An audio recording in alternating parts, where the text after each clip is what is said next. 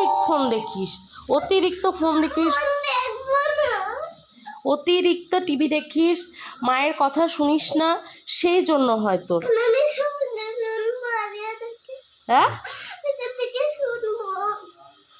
শুনলেই তাহলে আর হবে না তো? তুই কাঁদছিস কেন? আমাকে উত্তরটা দে, কিসের ভয়? হ্যাঁ, চোখের? তা আমি তো বললাম তোর যদি চোখটা নষ্ট হয়ে যায় আমার চোখটা আমি তোকে দিয়ে দেবো, তাহলে তো আর টেনশন নাই। তা আমি তো তোর চোখ দিয়েই দেখবো রে বাবা। আমি তুই দেখতে পেলে আমি দেখতে পেয়ে যাব। আমার চোখ দিয়ে তুই গোটা পৃথিবীটাকে দেখবি, আর আমি তোর চোখ দিয়ে দেখবো। মানে তোর তুই আমাকে বলে বলে শোনাবি, মা দেখো গাছে পাখি বসেছে, এই রঙের পাখি বসেছে। আমি তাহলে বলবো ওরে বাবা আমার সোনা দেখতে পাচ্ছে। তাহলেই তো হলো। তোকে চোখ কাটতে হবে না, চোখটা তো আমার কাটবে। তাহলে তোর ভয়ের কি আছে?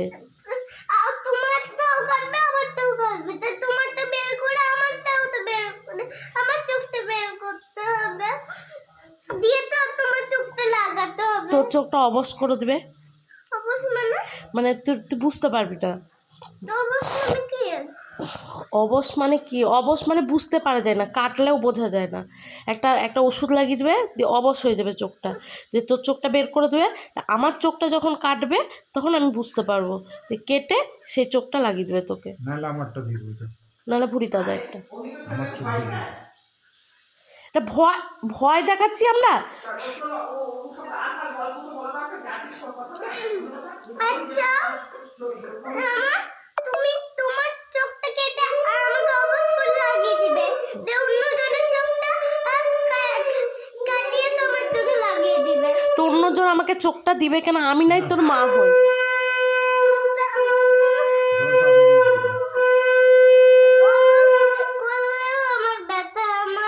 অবশ করলে লেলাদের ব্যথা করে, তুই কি লেলা? তো ভাববি কেন তুই? তোকে অত ভাবতে কে বলেছে? ওইটুকুটা মাথা তোর ভাবার কি দরকার?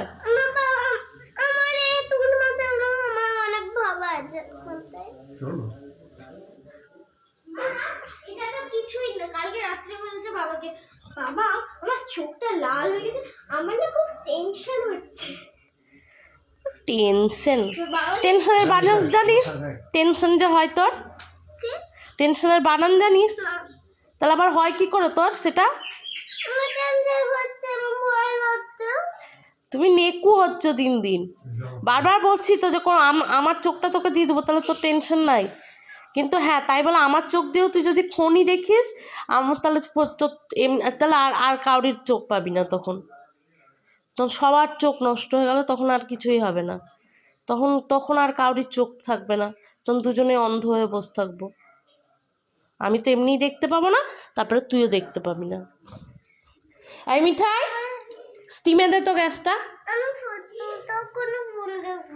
স্টিমে দে গ্যাসটা।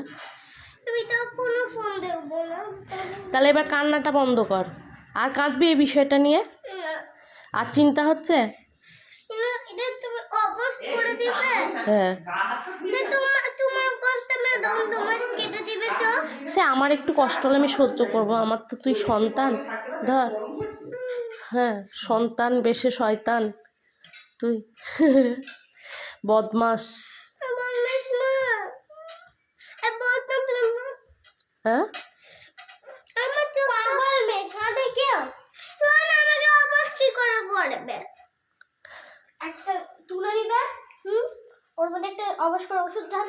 ওই যে আবার চোখের ফুটো দিয়ে দেখছিস কেন?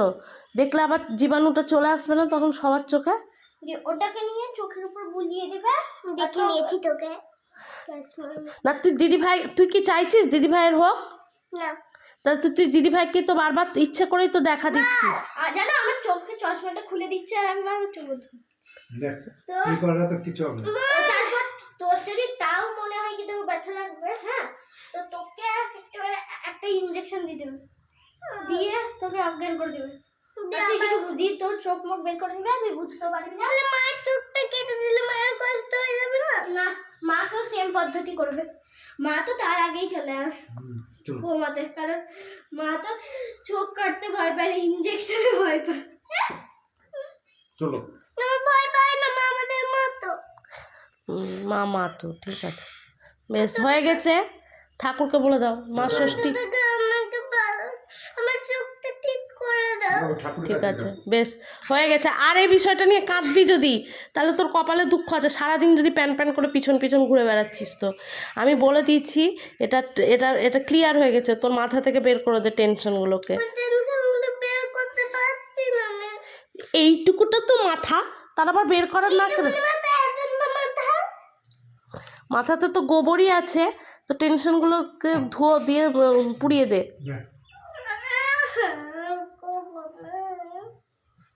বিনা কারণে কাঁদবি না মিষ্টু কিন্তু। আর ফোন দেখিস না, তাহলে ভয়টা চলে যাবে। আর ফোন দেখবি না, ঠিক আছে? ফোন দেখবে না, টিভি দেখবে না, শুয়ে থাকবে। তাহলে কি করব আমি কিচ্ছু না দেখলে? কেন পড়তে পারো না, আঁকতে পারো না ছবি? কিছু না করলে কি টিভি আর ফোনই দেখতে হয়? পুতুল নিয়ে খেলবা, এতগুলো খেলনাপাতি সবই তো ভেঙে ফেললা। না দিদি ভাই তোর সময় খেলার সময় নাই।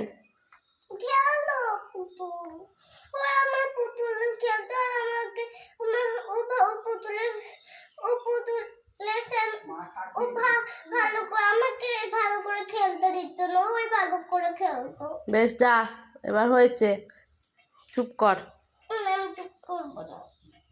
তাহলে বকে যা।